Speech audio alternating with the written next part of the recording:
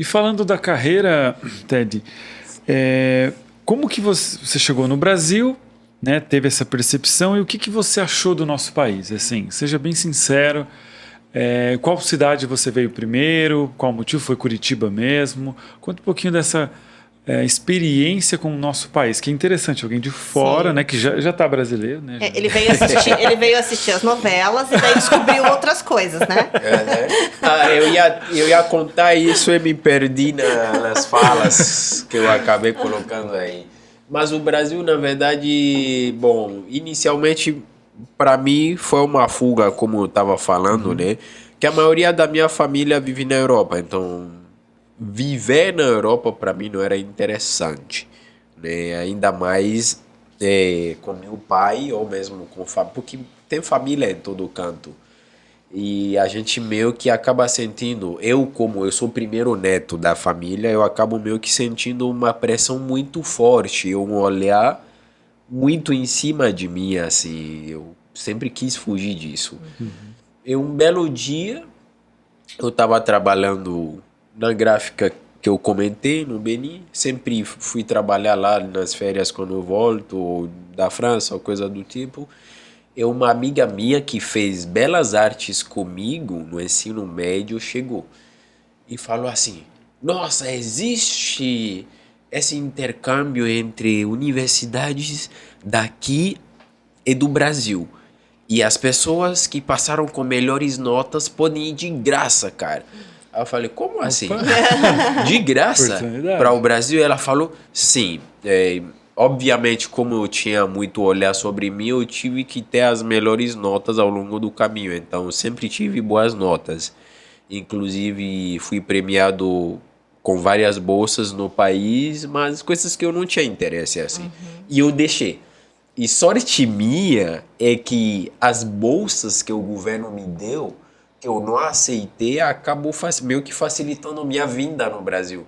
Porque essa minha amiga me cadastrou no processo. Que legal. Eu não tinha interesse, me cadastrou no processo e meu nome estava lá como favorito.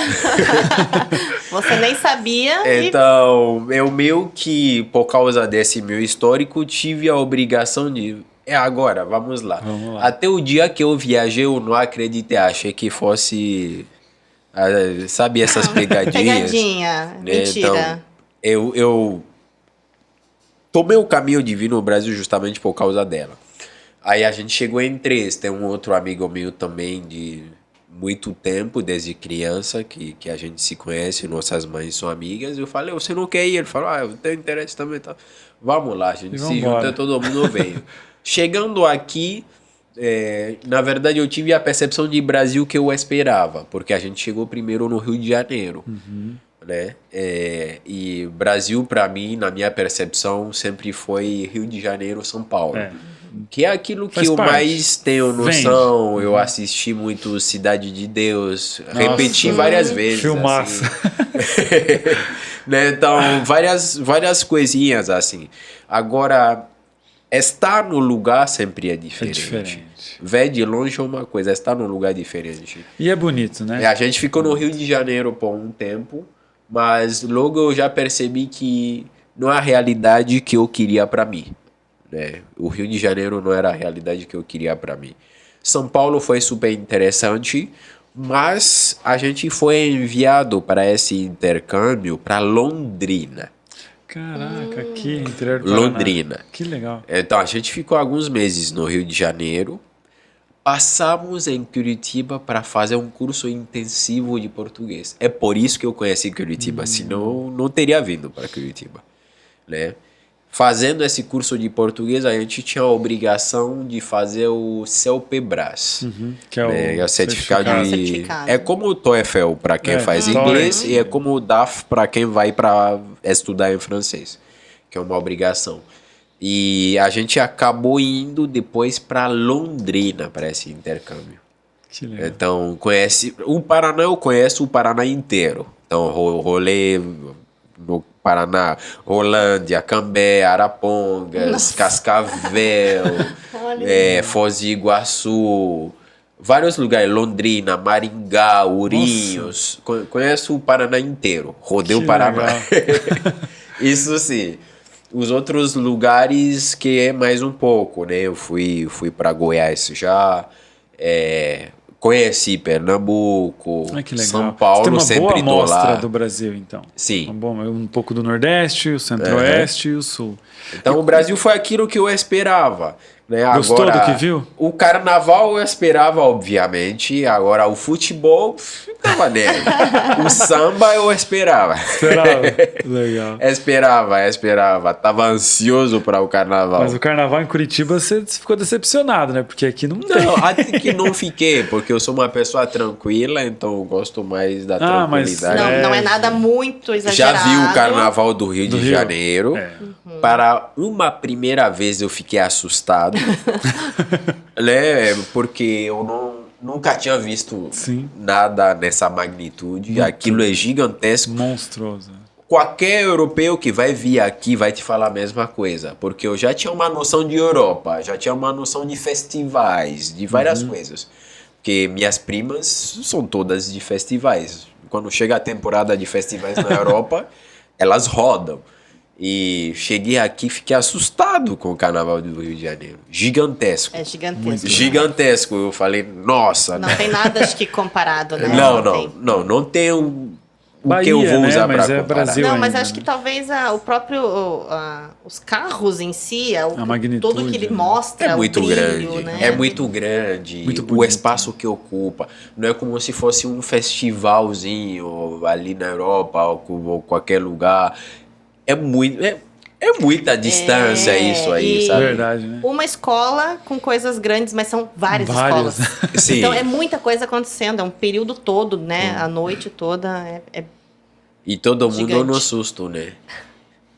Cuidado, cuidado, Cuidando, né? calma. Que é preocupação da nota. Meu pai, né? até hoje, não memorizou, não aceitou ainda com tudo que eu expliquei, que o Brasil é um lugar seguro e que ele não precisa o tempo todo estar falando de cuidado. Cuidado. Toda hora quando eu falo com ele, cuidado com esse Brasil. Uma boa relação sobre a segurança, né? No Brasil, o que você achou? A diferença entre os estados, até por indicadores de números, né? Sim. Mas o que você achou de segurança comparado com o que os europeus pensam, né? Eu acho que, né, eu vou trazer mais uma percepção de africano que é mais interessante, que eu não acho o Brasil inseguro, mas ao mesmo eu acho que o Brasil tem muitas liberdades. Né? O ladrão no Brasil não é um ladrão que não estudou. Né? Uma pessoa que vai roubar um carro minimamente é uma pessoa que estudou, entende do sistema eletrônico do carro para roubar, né? Que já é muito diferente com a realidade que eu pude viver em vários países da África, que já é uma realidade de roubo por necessidade. Então a insegurança acaba se tornando uma insegurança mais ou menos segura, né? No sentido de que a pessoa aqui que rouba, ela não está numa fome extrema. Entendi. Né? Eu posso trazer um pouco nessa percepção, porque eu tive um episódio bem perto, né, do que é insegurança de verdade, que é sequestro em Níger. E você vai ver que as pessoas são pessoas que de fato têm fome. Aquelas pessoas não estão armadas e fazendo aquilo porque elas querem necessariamente fazer, mas porque você sente a fome deles. Você sente mesmo que essa pessoa é necessitada de fato, tem certa dificuldade. Então no Brasil eu vejo que existe uma liberdade extrema nessa insegurança que acaba tendo aqui. Porque são pessoas que comem bem, vivem bem, eu diria muito mais que a insegurança gerada por pessoas aqui é gerada por vontade própria. Assim, Por ganância. Sabe? Por ganância, sabe? Olha, Então, por não querer, de um ponto de vista de Sim, africano, interessantíssimo. Mas- né, eu acho que um africano enxergaria muito mais nessa De ótica. ponto. que interessante ouvir isso. A gente não é uma Sim. percepção que a gente tenha, mas faz todo sentido. Faz muito sentido. E realmente a gente percebe que pessoas aqui assaltam.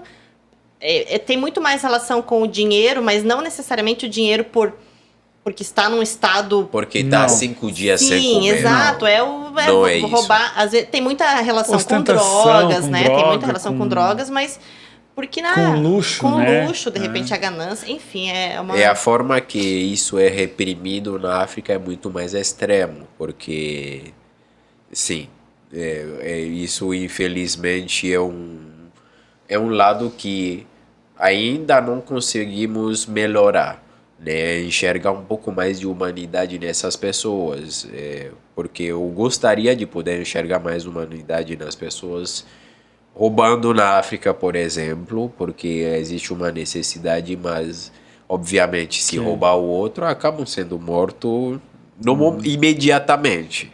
Então, por uma porção de arroz roubada, a pessoa é morta, literalmente. Então, Pena é de um- morte, nesse sentido? Ok. Como que as leis lá, é pena de morte? Não tem pena de morte, mas existe fazer a justiça com a sua própria mão. Ah, isso Entendi. existe. Sim. E muitas autoridades não vão intervir nisso. Deixa rolar. Sim. Muitas vezes na minha adolescência eu vi muitas coisas desse tipo.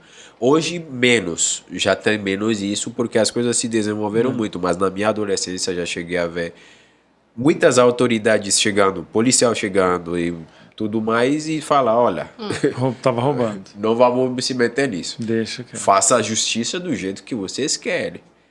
E no Benin, como um dos maiores poços de petróleo da Nigéria fica ali, existe o petróleo ilegal. Então na rua você vai ver muita gasolina sendo vendida a preço muito baixo, assim, né?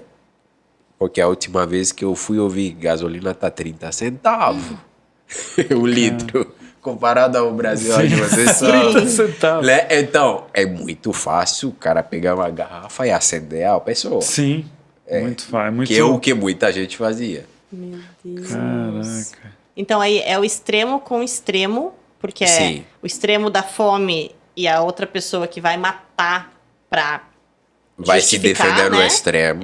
E aqui justamente é o oposto. A ganância e pouca cobrança. Ou sim. nenhuma. Não, ou nenhuma. Então aí que vem a insegurança, porque realmente É uma você vai percepção ser, bem legal. Nossa, Bem diferente.